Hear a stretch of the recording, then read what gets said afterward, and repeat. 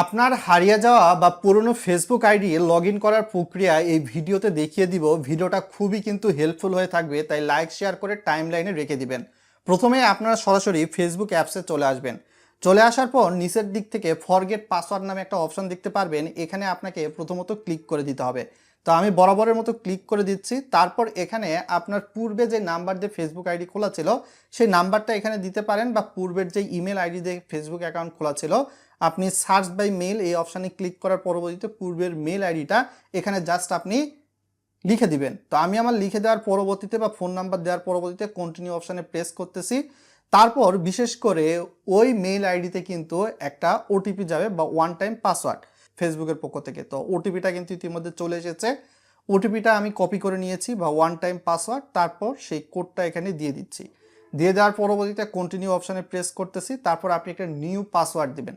পাসওয়ার্ডটা অনেকটা ক্ষেত্রে বড় হাতের অক্ষর, ছোট হাতের অক্ষর, বিশেষ সংখ্যা, বিশেষ চিহ্ন এগুলোর মাধ্যমে কিন্তু হবে। তার পরবর্তীতে আপনি জাস্ট পাসওয়ার্ড দিয়ে যেটা মনে রাখতে পারবেন সেটা দেওয়ার পরবর্তীতে কন্টিনিউ অপশানে প্রেস করে দিবেন। প্রেস করে দিলে আপনার কিন্তু হারানো বা পুরনো ফেসবুক আইডিতে আপনি ইজিতে লগ ইন করতে পারবেন। নো প্রবলেম, নো টেনশন বন্ধুরা। তো পরবর্তীতে কী নিয়ে ভিডিও চান ভিডিওর কমেন্ট বক্সে জানান।